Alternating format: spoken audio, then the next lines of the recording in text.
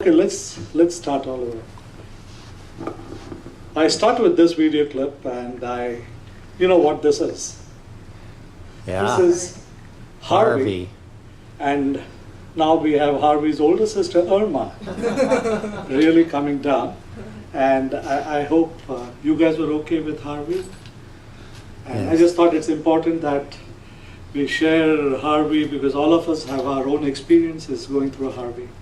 Not sure if any of you went and helped people. For the last 1 week, all I did was visiting strangers' homes, 3 and 4 a day, and help them rebuild, emptying homes and stuff like that. And the reason I bring it up is not to show off that I did something, but I really believe that when you're looking for a job, one of the things you want to do is any spare time you have, try and go do something good. It always comes back to you in a very good way. And I thought I would use that as an example to start off. Quick introduction, I'm Ramesh Anand. I own a search firm. I've been a headhunter for over 30 years. And I had a lot of hair when I started. And started in my late 20s in India. Small operation, grew into 4 offices in India. And then started an operation in the US in the mid-90s. And my company is recruited across industries, not only the oil and gas. We've recruited, some of the clients include McDonald's, Halliburton, banks, Citibank, FedEx, DHL, all the fancy names. I'll come back to the fancy names later, but just a quick introduction. And I thank Tariq and Susan for inviting me to share my experiences about job fairs and how you can leverage my experience, what I have seen from the other side of the table. So what I share with you is not something that I have necessarily read, but more what I have observed traveling across the world. I have the good fortune of traveling across the world, recruiting people. And what I have observed, some simple things, mistakes that people make when they come to job fairs. And if you can take anything away from it, I'm happy. I like this 95% and 5%. I'm partial to it. And you guys would have your own percentages. I found that anything and everything that you do, 95% and 5% comes into play. For example, today's talk that I would give, 95% of the stuff you will be aware. 5% you would not know. If you walk away with knowing 5% more than that you already know, I think I have achieved the reason I'm here. And that's what I'm going to focus on. And the entire job fair, when you participate, when you go to a job fair, whether the SP job fair coming up very soon, 95% of success in a job fair is not what you do there, but how you prepare for the job fair. Only 5% is what you really do at the job fair. Again, that's the percentage. I mean, there's no rationale, but that's the percentage that I like. Something else that I found always, 80%, this is a very standard phrase, that 80% of success is showing up. Most people, they talk about wanting a job. I get calls all the time. People say, hey, I wanted to come to the job fair, but you know, I got stuck. Not good enough. If you don't attend, you're not going to get the job. Any place, if you hear there is a job fair, find the time, it's in your interest, show up. And it's only then that you will succeed. So you want to take every effort possible to show up anywhere there's an opportunity to get a job. Let's talk about what's a job fair. You guys know what's a speed date? Good. I've never had the opportunity because India was pretty conservative on the speed dates. But a job fair is very similar to a speed date. You literally, I mean, as you're aware on a speed date, what you do is you go to one table, you have 5 minutes to make your pitch, and then go across to the next chair, and so on and so forth. You just have those 5 minutes to really hit hard. If you make a good impression, then you go to the next level. Very similarly, a job fair is not the end, but it's a beginning to the end. And how you perform at the job fair is how you will go further. The same thing in a speed date. You keep changing partners, you have to leave a phenomenal impact at the time within the next couple of minutes that you have. Do you have any idea how long a recruiter takes in terms of assessing you? It said that within the first 30 to 45 seconds, a recruiter decides whether he or she wants to continue a conversation or not. For example, right now, here I am talking with you. Within the first few seconds, you have decided whether you are impressed by me or not impressed by me. And then you decide whether you want to listen to me. So I really have to work hard to get your attention. And I continuously get your attention. So I have to keep coming with new slides. Same way at a job fair, you need to come up with new thoughts, new way of conversation, new way of presenting yourself. If you don't get a job, it's never the recruiter's fault. It has to be your fault. So you need to go back and decide as to what did you do that was not proper and how you're going to improve. Have you guys ever seen Wild West movies? Oh, I yeah. grew up on that. This is Clint Eastwood. Imagine Clint Eastwood going to a shoot and not having bullets. There's no way he would do that. So before he went for a draw, he would make sure he had his gun in the holster, his guns had all the bullets he needed and all the good stuff. Let me talk about myself. When I came here now, before I walked in, I made sure a couple of days ago that I had my jacket pressed, I had my shoes polished, I had my clothes intact. I knew what I was going to wear way before I came here. Not because I want to impress myself, but I think you guys are important. And if I don't consider you important, you will not take me seriously. The same way, it's extremely critical that when you go to a job fair, you prepare well in advance. I love this Clint Eastwood guy. He has ruled our lives. Okay, how do we dress? There are two ways. There's a smart way, there's a shoddy way. Both are in suits, if you notice. But you have to make sure, do not dress shoddily. You have to take effort to dress well. It is extremely critical. Recently, I was talking to a professor of UFH, and she said that companies that came to the university to recruit, they preferred a lower GPA. They said, we don't mind a 3.5 GPA, and not 4, but we are interested in soft skills, we are interested in how they carry themselves, and so on and so forth. Sometimes the trade-off is something that you want to pay attention. So please, please, please, when you go to a job fair, spend a little time in advance. And like the old cliche, don't dress for the job you have, but dress for the job that you seek, that you want. And it does make a difference.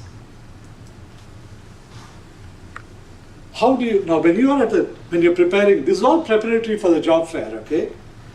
So when you're preparing, this I would need an answer from one of you, if you don't mind. What do you think is the best way to carry your resume? Flash drive, Word document? This is an old, antiquated, my generation floppy disk. I'm sure you won't do that. Any of you? What would you suggest?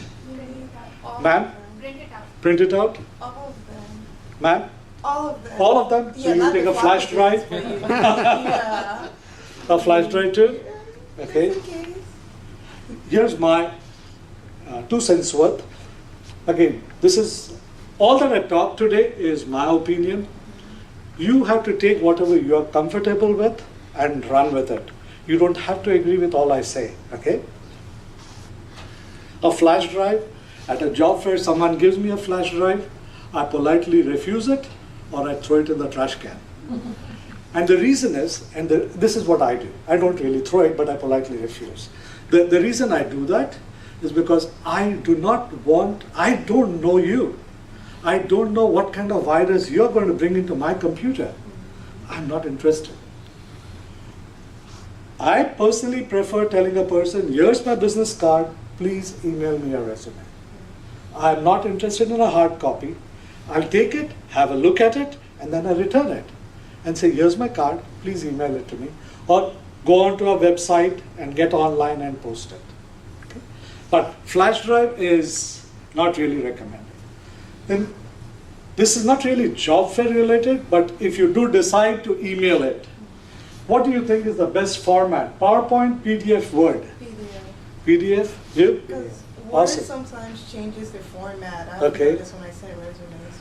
You? PDF? Awesome. I spend half my life telling people when they send me a PDF, please send me a Word version. And let me tell you why. I have a software system which I obviously have to upload the resume onto my system, and then I have my cute company logo that I need to put on the resume. So when I send it to an Aramco or whoever is my customer, they know it's from my company. Now, if it's a PDF, I need to convert it to put my logo and then reconvert or whatever. So my advice to you is when you're talking to a person, ask them, would you prefer a PDF or a Word version? If you don't know, send them both and let them decide what they prefer. This is my, again, I find that extreme. Don't use PowerPoint, okay? Don't use PowerPoint. This entire discussion I'm having, I'm trying to restrict it only to a job fair. I will not dabble or go into details of how to make a resume, etc. Okay? These are stacks of resumes. It's a very simple question I have again. When you go to a job fair, let's assume you go to a job fair which has 30 companies. How many resumes do you think you should carry? There's no ideal answer. I'm just asking a question, and feel free to give any answer, no right and wrong. More than 30, probably. Okay, you? Definitely more than double, I would say. I would say half. Okay.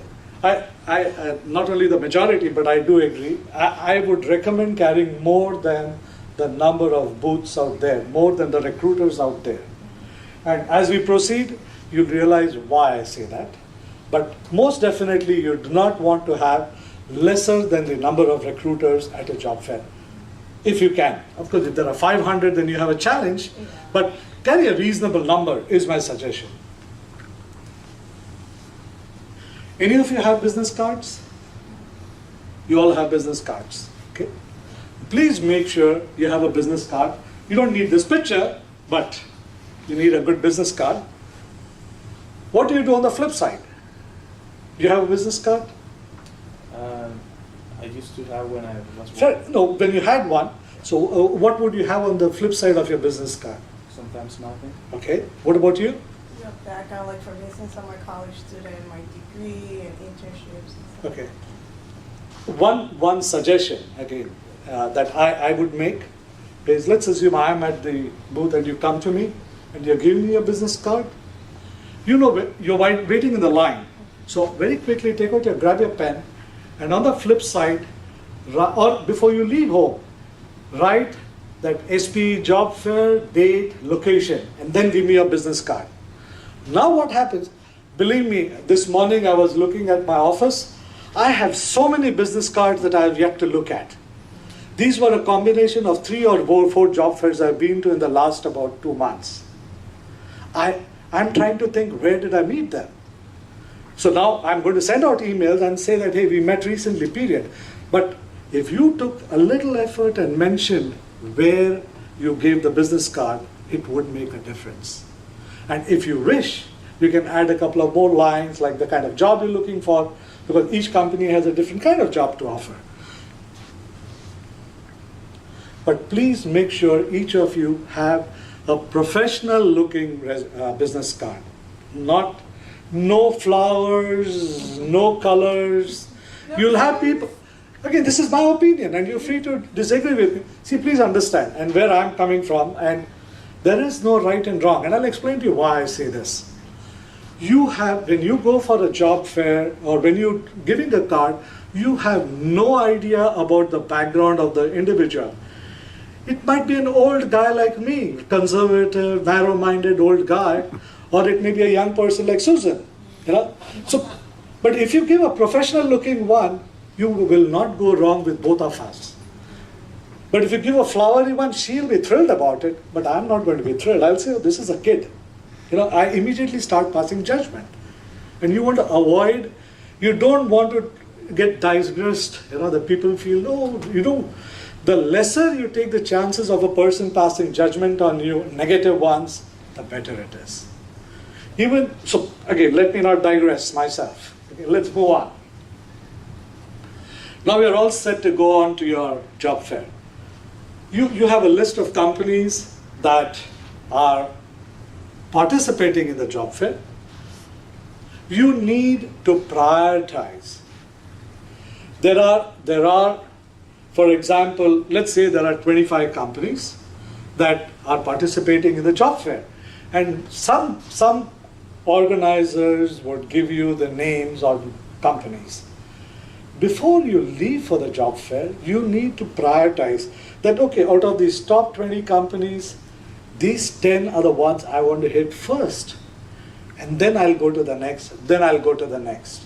So do a little bit of spade work. And then if I were you, if I was really serious about my career, today on the net, you can get information of every company that you want.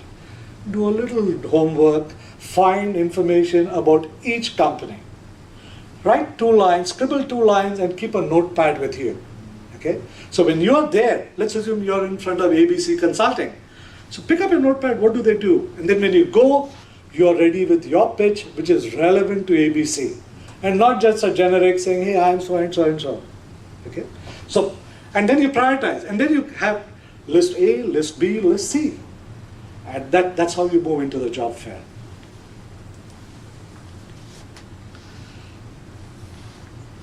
I have experienced this, okay? And again, I don't want to pass judgment because each one knows their own challenges, but I have seen people come with their children to a job fair. No children, no aunts, no uncles, no dads, no moms. You have to look a professional who can come to work. I've had some places where the husbands bring their wives, and then the husbands do the talking while the wife is looking for a job. Be careful. So, because this is very, very, very, and it's very unfortunate that one is doing it to be protective or whatever, but it doesn't work. No dogs. I have gone to a job fair where somebody had come with their dog, and not a service dog, mind you. And lastly, very recently I was at a job fair where I had this old lady. I mean, when I say old, obviously she was very old, well, I am old. And this poor thing, she came saying, these are my daughter's resume, can you please keep them? She cannot come. And while I took it, and I understand, but it's not something that works very well. So use that as a last resort, not as a first resort. Okay? Another thing that you need to prepare with, these are all preparatory before the 95% that I'm talking about. You know what's an elevator pitch? Yes. You guys ready with an elevator pitch? I think so. Kind of? How many seconds is your elevator pitch, if I may ask? 30 seconds max. You too? Yeah. Awesome. So please, please, please be ready with whatever elevator pitch you have. I'm not going into details of how you create the elevator pitch and how you need to be prepared, but please be sure you have an elevator pitch.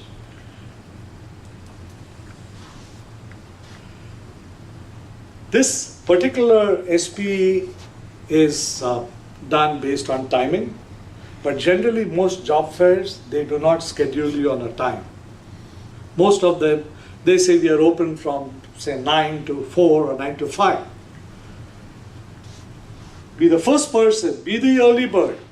If they open at 9, be there at 8:45. Okay? And there's a reason I'm suggesting this, I'll come to that. And while leaving, be the last person to leave the job fair. If you're in transition, this is my opinion, if you are in transition, if you are looking for a job, honestly, that's the only job you have. You cannot have any other job other than looking for a job. So, why do you have to leave a job fair? It's like you want honey and here's a beehive. Why would you go anywhere else but to the beehive? And believe me, a job fair is a beehive. And you don't want to let go the opportunity. Why the early bird? Why 15 minutes earlier? Some job fairs, this is what I observed. As a recruiter, I have arrived and I want to go in. I've got 3, 4, 5 bags to take in. I would love some help. So if there's a guy over there or anyone who says, hey, can I help you? They have won half the battle in terms of building relationship with me. Because now they're my friends. And I'll take that extra step, even if I don't have a job. I'll say, hey, you know what? Here are 5 HR guys I know. Why don't you give them a call? So why would you lose that opportunity? Because it's waiting there. I'm not saying stand outside like a doorman and keep opening the door. But I'm saying that you have the first 15 minutes when even the recruiters are fresh, they are relaxed, and you can go say hi to them. This is what I did just as I came in. I went to the restroom. Very little hair, but even then I made sure whatever I had was intact. I took pains for you guys because I take you guys very seriously. And what you need to do is through the job fair, if it's from 9 to 4 or 9 to 3, that's a long duration. You will be tired moving from one place to another. So before you walk into the job fair, make it a point to go to the restroom, freshen yourself. Make sure you look the way you would like to look. Do you look the best that you can look? Do you look the most professional that you can? And start moving. An hour later, you may or may not realize, but you will be tired. Get out, go back to the restroom, freshen up, catch your breath, and then go back. Because you only have those 30 seconds to 1 minute to impress each recruiter. Don't miss that opportunity. So please make sure frequently refreshing yourself, drinking water, please keep hydrating. It's very critical. I'm not hydrating right now, but generally I would make sure I keep hydrating. It makes a world of a difference. Okay. You know what that is?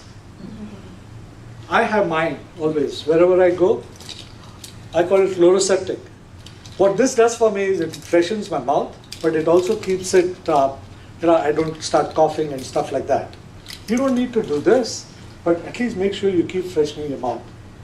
It becomes embarrassing to me at times when and I'm not kidding. At certain job fairs, I'm talking and some folks need to come close and talk. They step forward and talk, and I step backwards.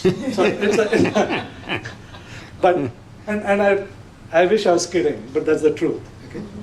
Same thing with cologne or perfumes or colognes. Make sure you have some, but don't spray so much all over that hits some. You have to understand that in a job fair, there are others who may be allergic to cologne or allergic to perfumes. So you want to apply enough that you smell good, but not so much that it affects the others around you. Okay? Smile. You may have the worst problems in your life.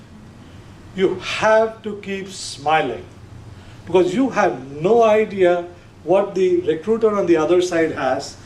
But when he sees you smile, he drops his guard or she drops her guard and starts talking. They become soft. And they want to talk to you. They see you as a very personable person. You may have problems, but don't make it the recruiter. They are not hiring you for your problems. They are hiring you for your capabilities and your personality and your attitude. So please make sure that you carry your smile from morning to evening, all through the day. Lastly, this is something I picked up in the last job fair that I attended. There was a booth and they were giving away these hand sanitizers. So I asked the recruiter, why are you giving away hand sanitizers? Then he said, I'll share a secret. He said, you'll be amazed with most of these people who insist on shaking my hands. I have no idea. So I need to keep sanitizing my hand all the time. And the same applies to you too. So you want, if you can, make sure, or you can ask SP to keep at their job fair a big jar of hand sanitizer, and but use it. It will be good. Be positive.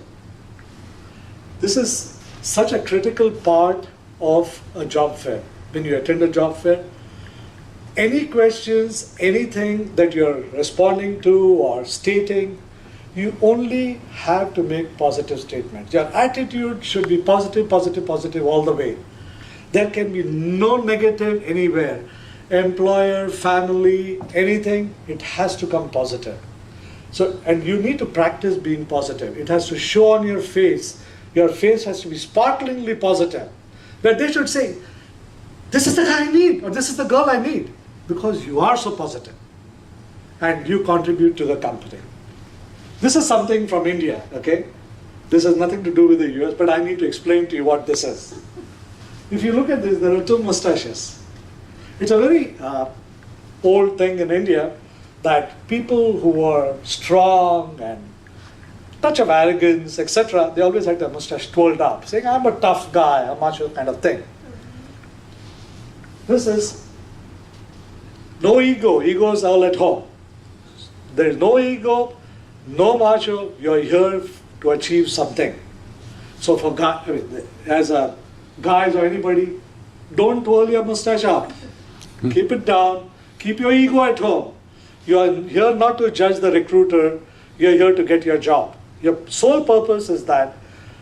And I kid you not, 99%, not even 95%, 99% of the time, people mess up with this at job fairs or anywhere. And I kid you not, it happens to me so often. Some recruiters who are smart will literally push a candidate to see how the person does. Somewhere the candidate snaps and they reveal their ego. And some companies, in fact, have a trial of a week because they say in the interview, I can't find the person's attitude.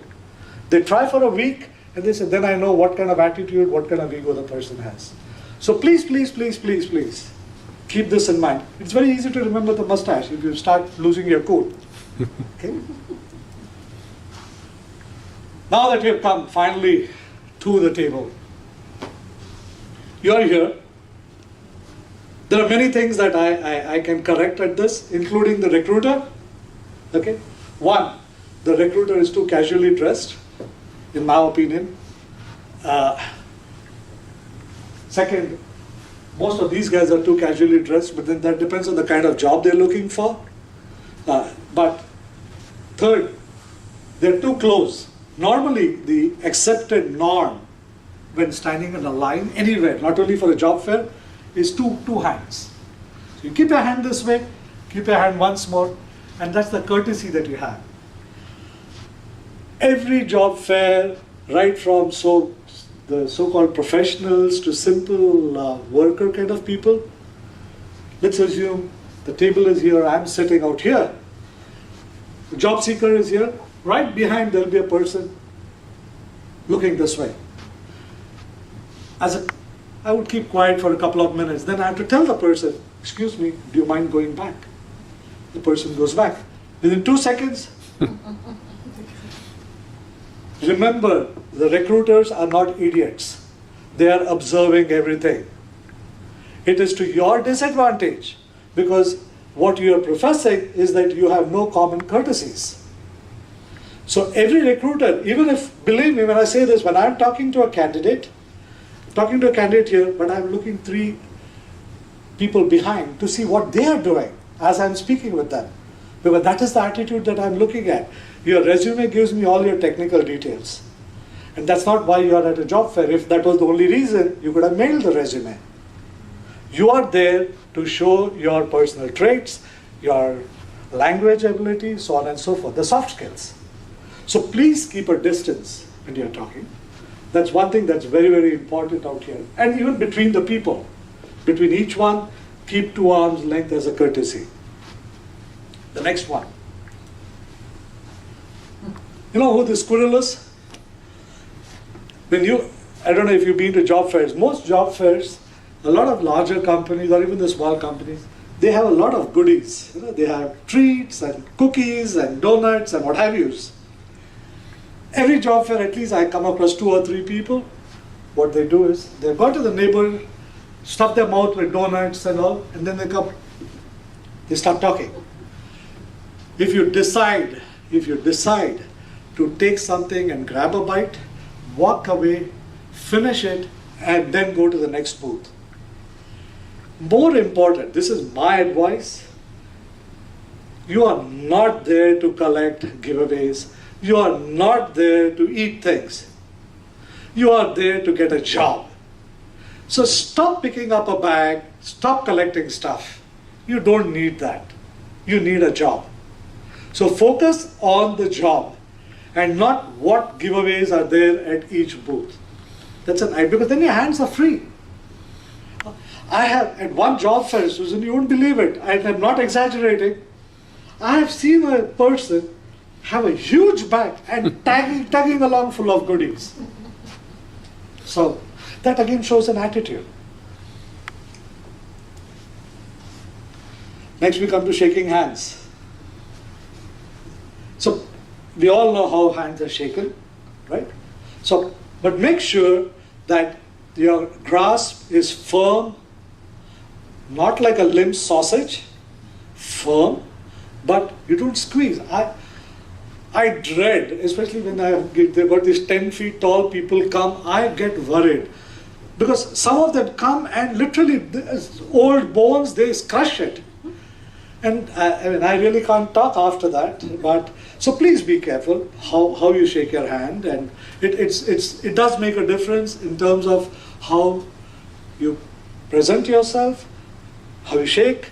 When you shake your hand, there is a way of doing it. If you need to read about it, please read about it, but make sure you do it the right way. You know what this is? I've had guys come, "Hey bro, how are you? Give me a hug," and stuff like that. No bro. This is a job fair. So we need to keep a certain element of professionalism. It's not a social network event. So please make sure, do not get over-friendly, whether in greeting or even don't drop your guard during conversation. Recruiters are skilled in making you drop your guard. I can do that very well. But you should make sure you don't drop your guard. It's not in your interest. Okay? This is a very common thing that happens all the time at job fairs and during interviews. Although I do not intend digressing into interviews, it's so common, if I may borrow this. It's so common. I come for the job interview, I got this briefcase. Here's a table with my visiting card, business cards and flyers and stuff. This guy comes, "Oh, hello," and shakes hands. All my flyers are gone, my business cards are gone. Don't keep your briefcase on the table. Make sure don't keep anything on the recruiter's table. If you need to, leave it behind with a friend, leave it next to your foot, but do not keep it on the table.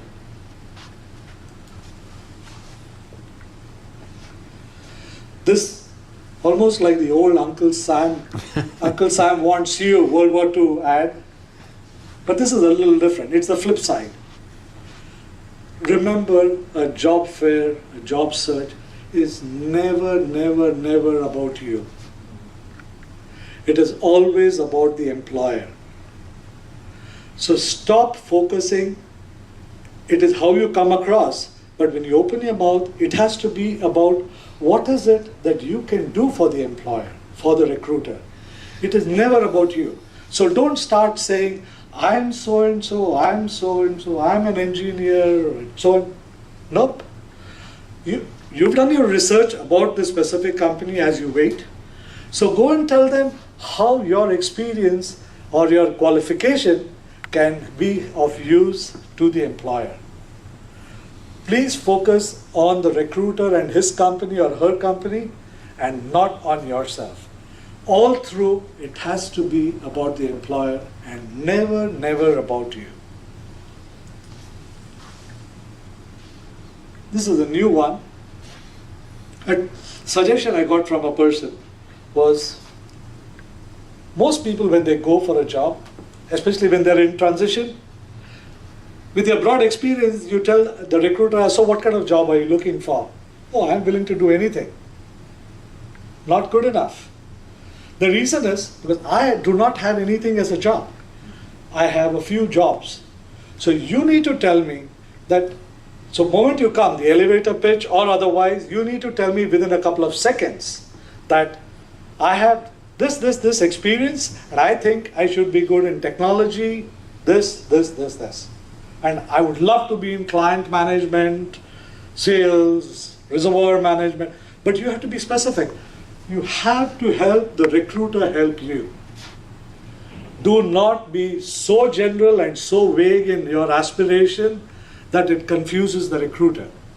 Ask any professional manager. I mean, all of you have been managers, managing something or the other. If you had a person coming saying, "Hey, I'm looking for anything," it doesn't help. Okay? So please make sure you're clear when you go to a specific booth. Now finally you come and you start talking. Remember, you have exactly 2 minutes, at the most 3 minutes, to finish your conversation with the recruiter. So you should know, before the recruiter asks you to leave, you need to have all the punchlines ready. Because like a speed date, you really don't have the luxury of an elongated interview. You need to impress the recruiter at the booth as to what kind of job you're looking for, why you're looking for, and anything else that you believe would be of use to them. You have to preempt what the recruiter is looking for and give those answers even before ask those questions. Only then will you succeed, because then the recruiter knows all that he or she needs to know, and they may just clarify a few points and say, "Great, I want to talk to you later." Now you walked away successfully from the job fair. Do not talk, remember the long line, most booths will have a long line. Do not take so much time that the recruiter gets distracted and stops paying attention to you. Then you've lost the battle. Okay? So it's important you talk for a brief period, very intelligently, before you get thrown out. The follow-up. After you're done with the interview, you walked out. Do you guys follow up at all? What do you do? Give me 1 or 2 examples, please. If it's just a networking event, I would send like a message on LinkedIn, add you on LinkedIn, and send like a personal message. If it's an interview, I would send an email thanking you for interviewing and also talking a little bit about. Awesome. So the couple of things that you want to do is 100%. Not you don't make an exception. Every booth that you go to, some companies, the recruiters may not give you his or her name. Name she would or he would, but email address they may not give. They would give a standard company website to apply to. But you can ask for the person's name. If you have the name, get onto LinkedIn, connect with the person and say that it was a pleasure meeting with you and thanks for your advice, whatever. And they meet hundreds of people, whether they really give you advice or not. I'm sure something you would have walked away that would be positive. So send a nice note and ask them to connect with you through LinkedIn. 95% of professionals will do it, 5% would not. Okay? Because they themselves are professionals and they empathize with the situation you are in. Okay?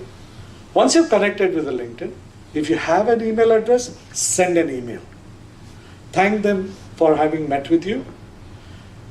Keep, if you can, each business card. What do you do when you go back with a business card? Do you do anything at all? What do you do? Look for them on LinkedIn. After that? If there's an email, You send an email. After that? That's it, right? Okay, here's something I'll tell you. I was at an SP job fair 6 months ago. I still have those business cards. And over this weekend, I started sending out an email to each of them. And I'm not looking for a job. And I may not have a job for 95% of them. But even then, as a courtesy, I started sending an email to each and every one of them saying that we met 6 months ago. I do hope you found something that you wanted. If there is any way that I can help you directly or through networking, I'll be delighted to do so. Again, I'm not looking for a job, even then I'm doing it. If you're looking for a job, all the more reason. So what my suggestion when you go to a specific job fair, Flip side, when you come home, write down where you met the person, the date, and then categorize, because don't assume that you're going to find a job in 1 month or 2 weeks. Take a worst case scenario. Okay? I'm not saying you will not.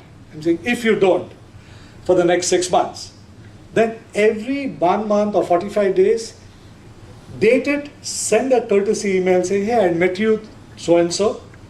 Can we establish contact again?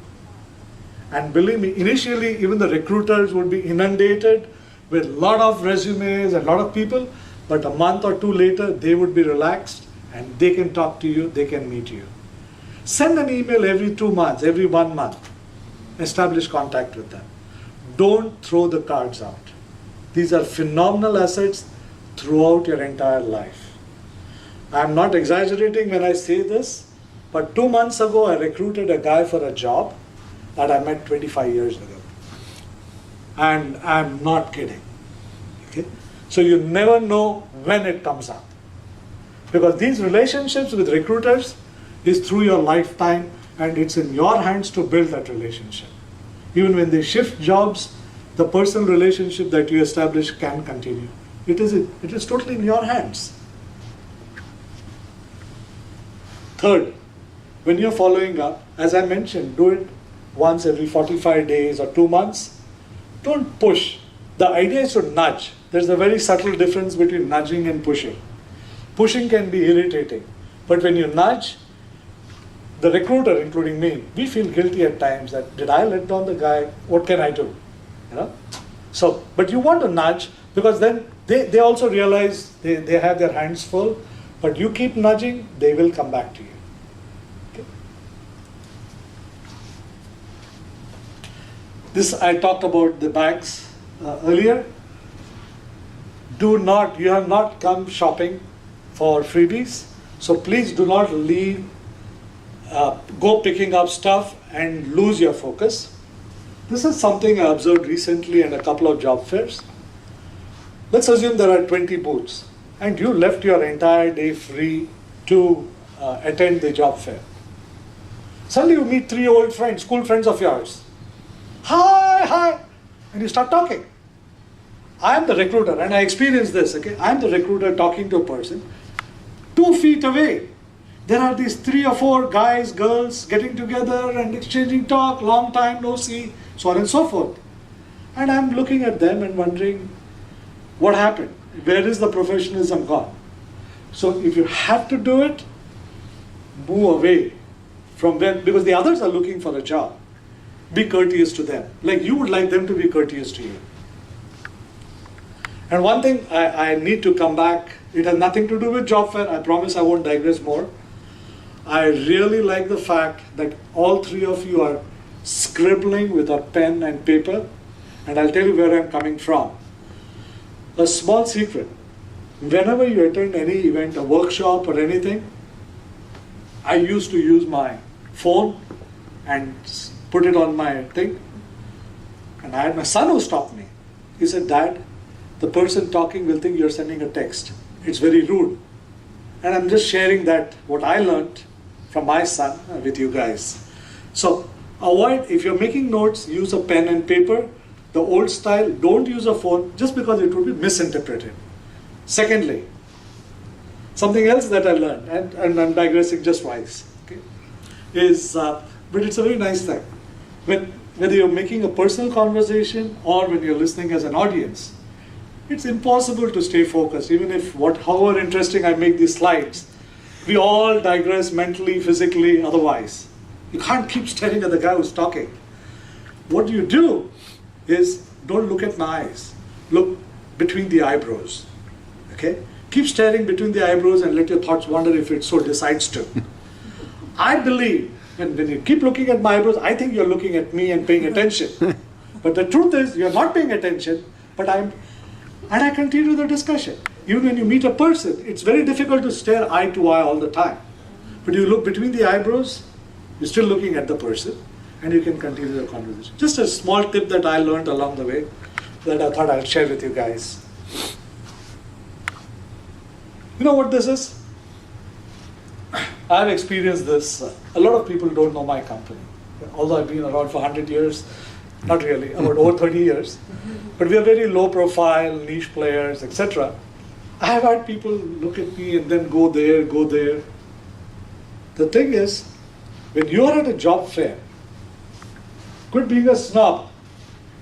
All companies are a potential employer for you. Do not walk out of a job fair without meeting without meeting every recruiter. You should not skip anyone. Let's assume you are there and you're at not a SPE job fair, you're at a general job fair, and you have McDonald's. You have nothing to do with McDonald's, right? So you would think, I would go to the McDonald's job fair. I would go to the HR person. Let's assume I pretend to be an engineer for a moment. And I go and say that, hey, how are you? So how's McDonald's doing? Are you still doing good business? She'll say, yes. I say, well, I'm not looking for a job in a McDonald's because I am a reservoir engineer. But I would build up a conversation and see, but even then I want to say hello to you because I think McDonald's stands for the USA, doing a great job for the country. May I give you my card and can I have your card? Do you have any HR friends who can be of help to me? Can I connect with you on LinkedIn? Because the recruiter is not an engineer. He or she is a HR or recruiting professional. He or she will know 10 other recruiters who can be of use to you. So when you go to a job fair, go to every booth, say hello to everyone. You never know who can connect you to the right person. And don't yawn. I come back to the same thing. You finished all the booths now. You've done. You finished 50 booths, you're tired. But it's only 2 o'clock. And the gates close at 4 o'clock. Okay? Get out, drink 2 glasses of water, coffee, whatever you need to. Turn around, come back. By now, most of the recruiters, they are tired. You'll find someone sitting down, relaxing. This is the time you can go and make conversation. Because they're also relatively free. This is the time you can build relationships. But please, please, please, please, do not patronize. What I mean by patronize, I've had a couple of times almost the same people, which is why I realized I was being patronized. I had gone to 3 job fairs almost consecutive months. And a couple of people come to me after everything and come to me and say, I would like to seek your advice because I think you're brilliant, you're doing a great job and all. That guy didn't remember, but I remembered he had made the same statement a month before at another job fair. So please be careful how you talk. But most definitely you need to go build bridges with every person. Don't be ready to walk out. Take advantage that you're there for that long. Okay? Some of the points that I would recommend you can take away: keep a positive attitude. Your briefcase, keep it on the floor. Please, please don't keep it on any table or stuff like that. Pen and scratch pad, I just mentioned to you guys, which I think is good. Make sure you have more resumes than employers. Professional clothes and dress shoes. When I talk about dress shoes, I have a suggestion. Do not buy a pair of shoes a day or 2 before and wear it to a job fair. Please wear shoes that you have used before so you don't hurt yourself walking across and you're comfortable. Make sure you're comfortable and professional. Don't get gums. Use any other form of fresheners and keep your entire day free. I come back to Harvey. Most of us survived Harvey because we were fortunate, but all of us, irrespective whether we were affected or not, we all prepared for Harvey because we got notice. And the same thing with Irma. So disaster can strike, it's a question of how prepared we are. The same thing with our job fairs, and that's the reason I thought it would be a good example. Our job fairs are nothing but preparing. 95% is preparation, only 5% is what you do there. Only 5%. Even your resume, although I'm not getting into details, make sure you worked on your resume. It has to be the kind that is acceptable. This is a question that I had asked. What percentage of employers do you think have less than 300 employees?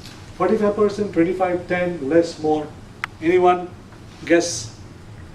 45. 45? You?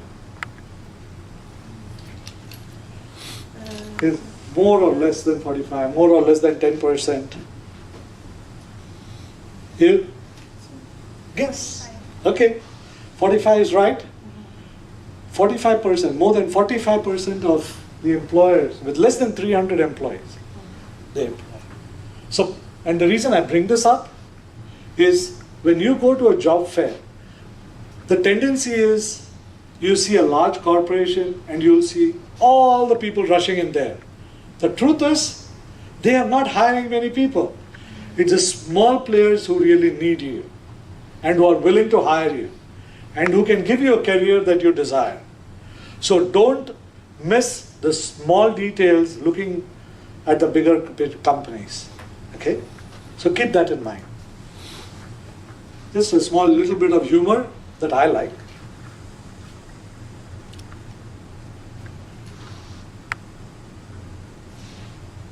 The logic is that most people, if they want to talk about themselves, they don't know where to draw a line. Please beware. There's a thin line between talking good about yourself and exaggerating. So don't get caught into this exaggeration and converting a rabbit into something else. I'm open to any questions. If you have any questions, I'll be delighted to answer.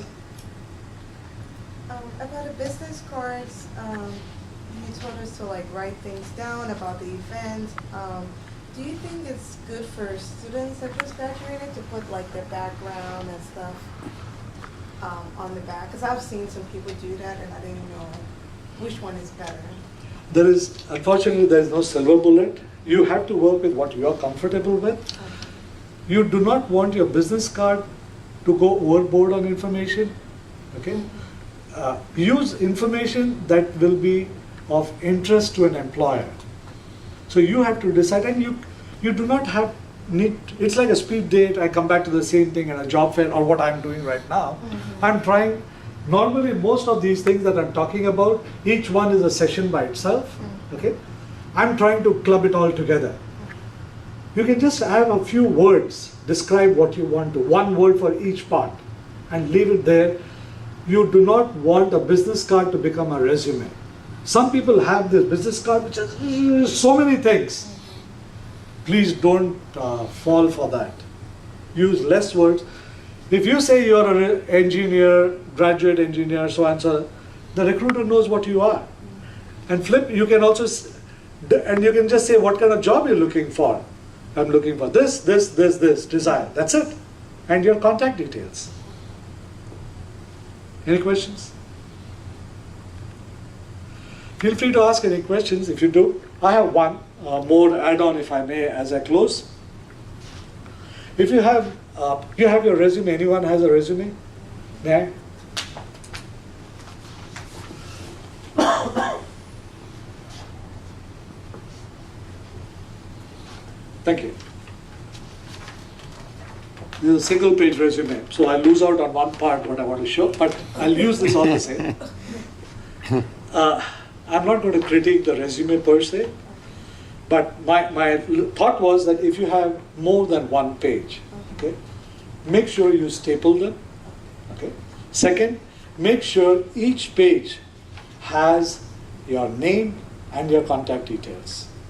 The reason is that when the recruiter gets so many resumes, they tend to spread and you may lose out giving it to the person. So you want to make sure that you name it. As I said, I'm not going to critique beyond that on this resume. It was garbled.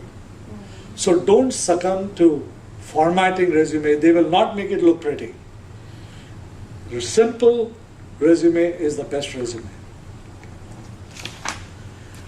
Question about that. Please. Do you think the color, because when I went to FedEx, they were like, printed on this because it's a thicker paper, but it's not a very white, but they were like, it's better. What do you think? Do you want like pure white or Well, specialized white is paper? always better. Okay. White is, like, for example, if you notice, I worn a white shirt, you worn a white dress, okay?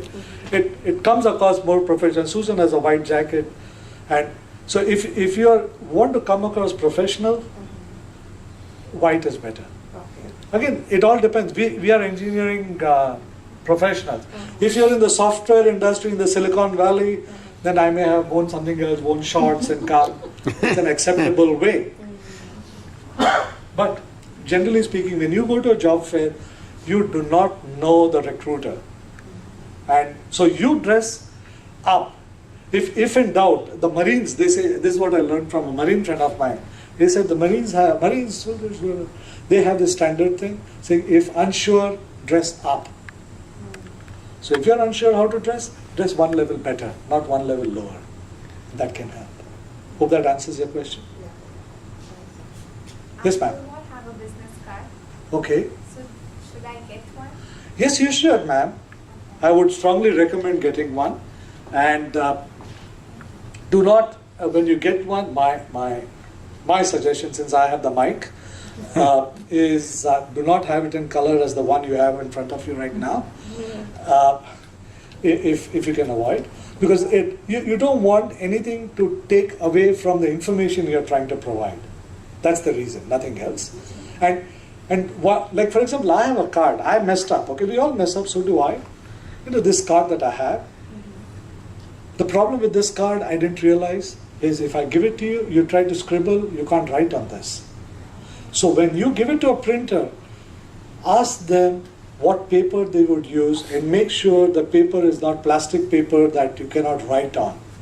Please be very careful, because you're depriving the person you're giving the card to from being able to write notes. So be careful about that. But yes, it's a very handy tool to have business cards. And also, when you have business cards, something that you need to remember, like I have so many, unfortunately they're not. I have a policy when I go somewhere to a networking event or anything, if I have 30 business cards, I will not leave the event without giving away all the cards. I have not printed these cards to keep in my house. I have printed them to be given away. Give it to every person that you meet. Do not, believe me. And in a job fair, not only the recruiters, you meet people, exchange cards with job seekers, saying, hey, here's my card, take the card, connect with them on LinkedIn. But please use the cards. And for the resume, you said staple it. Is it wise enough to print it forward and back? No, a lot of people do that. No, because I was told in my college that recruiters do not like to see a staple, and that pulls them away from taking your resume in hand, so always print it front and back. I ain't sure. So Again, well, is your college, they're an educational institution, I cannot dare to go against what they say. I can give you my opinion. Okay, my opinion is putting both sides does not come across very professional and all that. This is my opinion. Okay? And you need to take a judgment call, ask others and take a call. Since I have been asked to give my opinion, I will continue with that. When I see a resume with two sides, immediately I think, yeah, could he not have afforded just one sheet of paper? I think environmentally friendly when you do both sides. That's what I think. I'm impressed by anybody. I'm not, But this is, again, you want to come across very slick, you want to come across good, you have taken so much effort to do stuff. Huh? But then, I don't know, do people think that she's just a fresh graduate? Why does she have two-page resume? You should not have a 2-page, I agree. No. I'm not saying you should have a 2-page resume. No, that's what people tell me, that you should have a one-page resume. But of course, I have my work experience and everything in there, my publications. So I try to compress it to one, and then I lose out a lot of things that. Okay. I don't want to. Here's my suggestion. I can answer that, but I'm going to digress from the job fair, so I have to ask the organizer if I can digress. May I? Okay, I have his permission to digress. Okay, I just want to be sure. Here's the thing, that what I've learned, attending other people who talk, and I myself continuously update my knowledge, that ideal is a one page. So I'm talking about people with 15, 20, 25 years experience, they may go max 2 page. Okay? And I don't think you have 20 years of experience yet. You have to find a way to decide what is it that you want to convey and what is it that even if you don't talk about, it's fine. If you have a blog or whatever, something on the net which has all your papers, list and stuff, you can give a link on their resume saying that here's a link to all my papers. So now you suddenly have, and then just take a few of them which are so important and so relevant that you put on the resume. Do not get carried away saying that I want to state everything. Nobody wants everything. They want to know what is it that you bring to the table which is of use to me. It's not about you. Again, each slide that I talked about, believe me, every one of them will impact you. You don't know which one will impact, unfortunately. I don't know which one will impact. But in this particular case, the finger pointing towards you, it's not about you. It is about the employer. You may have 20 papers, 100 papers, who cares? I want to know which are the papers that are relevant to this particular job or to this particular company. Stay with 1 page, man. Do not take 2 pages. Okay? And since we're talking about that, I'm going to quickly critique one more thing. Sorry about that. Don't give your address on your resume. You don't need to give your mailing address. Okay? I'm digressing, Mr. Tariq. No, go ahead. Okay? Do you need to do that on the cover letter?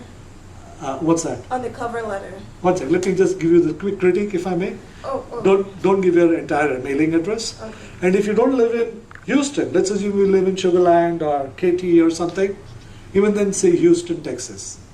Because when you apply for a job, the recruiter may not be in Houston. They may be in New Jersey. So if you say KT, they'll think it's next to El Paso. I'm just, see, you want to help, like there was this cat which said, help me help you. So you want to help the recruiter as much as you can and make life easier. So do not give your entire address and state Houston. You don't have to give KT and Sugar Land and Missouri City. And if you don't have a Gmail address, please get a Gmail address. Okay? Be contemporary. No IN. No. Okay? Yes, ma'am, your question. The same thing for the cover letter. Do you need the address? Like the employer's address, your address? No, I know a lot of that's all. That was the printed old school, my generation for sure. Mm-hmm. When we used to mail it out, you needed all that because that was required by law. Also, where is it going from? Where is it going? Mm-hmm. But when you're sending a regular cover letter, you by email, you don't need that. Okay. Any other questions? Are we good? Very good. Thank you. Thank you. Thank you for listening to me, and thanks for the privilege of sharing information. Thank you.